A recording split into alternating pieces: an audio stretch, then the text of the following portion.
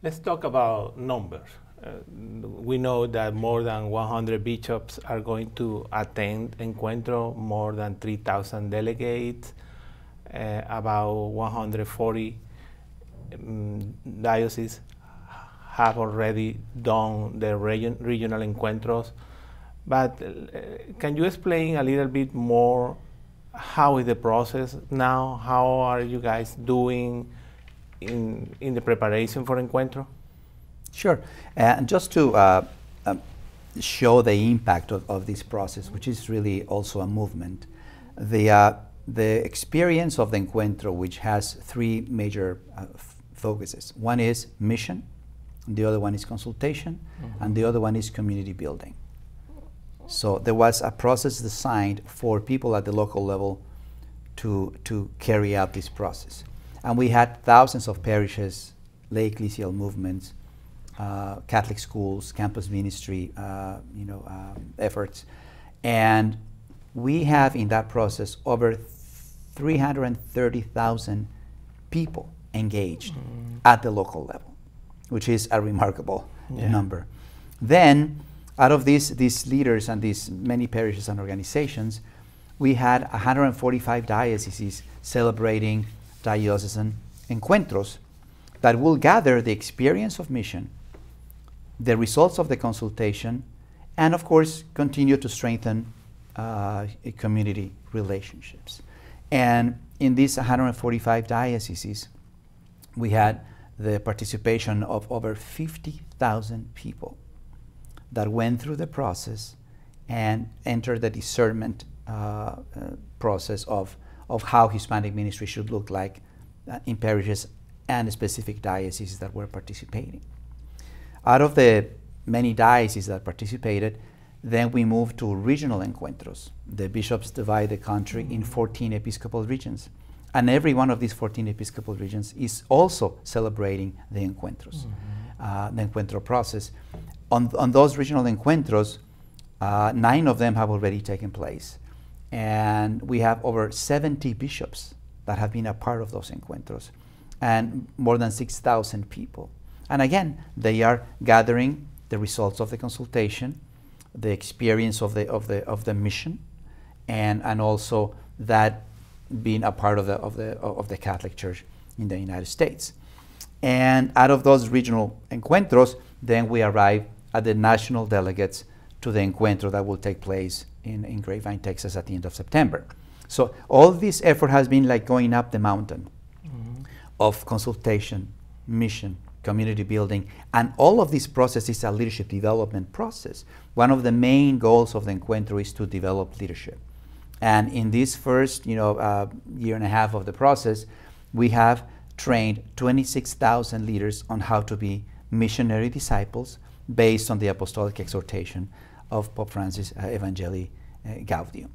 So what we will have at the National Encuentro is the fruits of a close to 2-year process that has been generating an incredible movement that is marked by its joyfulness, its spirit of mission, a sense of really belonging in the church, a sense of not only Hispanics feeling that the church is embracing them, but also many bishops, getting closer to the Hispanic Latino presence. Pope Francis would say, más cercanía. There is a closeness between the bishops and the Hispanics in dioceses and in all over the United States that is already a fruit of that process.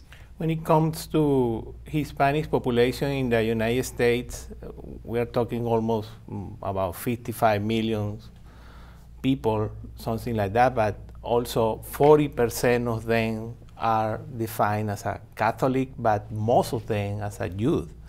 What can you comment about that? About that situation that the youth people are following their religion? It is very important to realize that as far as the Catholic Church goes, the Latino Hispanic population has been responsible for the growth of the Catholic Church in the last 3 decades, for more than 70% of the growth. And so when we are seeing in general that affiliation to religious organizations and churches is decreasing, and that is happening too in the Catholic Church, of course. However, Latinos have been feeling the growth of the church to a point that it's made it a lot more stable and growing, as compared to other religious organizations. So in that sense, we know that that population is a population that is very young.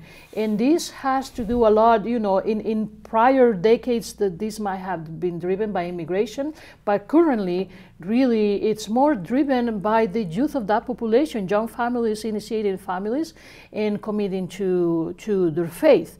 And even though we see that, as the generations progress, maybe less people are Catholic, less Latinos are Catholic. We are at a time where never more Hispanics have been Catholics in the United States. Excuse me. So we see this, two-way movement, but certainly right now what we're seeing too is this generational shift, where we are seeing that out of that, you have about 60% of Catholics under the age of 18 are already Latino, for Latino origin. And so we really see that many of them are US born, they're not immigrants, and their main language might be English, or they might be much more bilingual than prior generations have been. So we need to take into account all of those factors. And I think the Quinto Encuentro is really, the fifth Encuentro is that effort to energize that Latino base and to tell them, the church wants you, the church needs you, and we're counting on you to take the torch of the new evangelization into the new generation and to be the leaders, not just for the Latino, Hispanic community or society in the United States, but for the entire church. Right, so that's where really our vocation directors, priests, religious, but also just youth ministers, school principals, etc. That's what they're being called to do, to exercise leadership for the entire church. And so we are recognizing, the bishops are recognizing that moment. We as Latino leadership are also recognizing that moment, and we're called to discern together what that is going to look like and what is needed to take us to that moment. Because the dilemma, the theme of the Encuentro is missionary disciples, witnesses of God's love. And a disciple is someone that knows, that has a teacher, a master, and that follows the teachings of that teacher.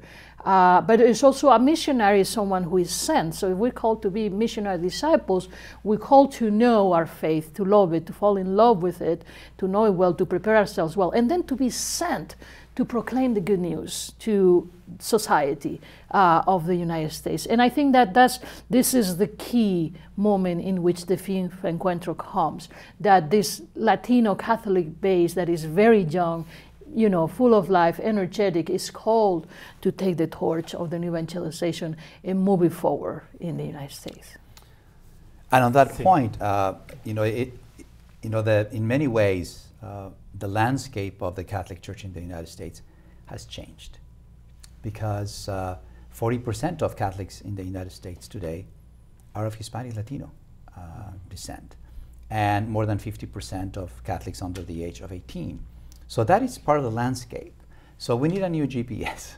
And in many ways, the fifth Encuentro is providing an opportunity for the church to understand that new landscape, so that whatever the roadmap is in terms of not only Hispanic ministry, but ministry in general, recognizes that new landscape, and also takes into account the realization that the church needs to reclaim its missionary spirit.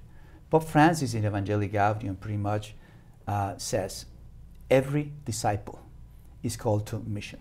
There is no such a thing as a disciple without a mission. And the fifth Encuentro, in many ways, is an implementation of Evangelii Gaudium in the United States. Yes, coming from the Hispanic Latino experience and efforts. But the vision of the Fifth Encuentro is not only for Hispanic ministry. It impacts the vision of ministry for the church in the United States. So the impact of the Fifth Encuentro goes beyond that. And also is committed to form missionary disciples that can serve anybody and everybody in the church as interculturally competent lay ecclesias ministers, pastors, religious men and women, Catholic teachers, and so forth and so on, because that is the new landscape. We are a very diverse society, and within that society, the Catholic Church is the most diverse institution, along with the military. And we need to prepare ourselves for that kind of ministry and that kind of context. And the Fifth Encuentro is providing an experience for everybody in the church, to move, in that direction.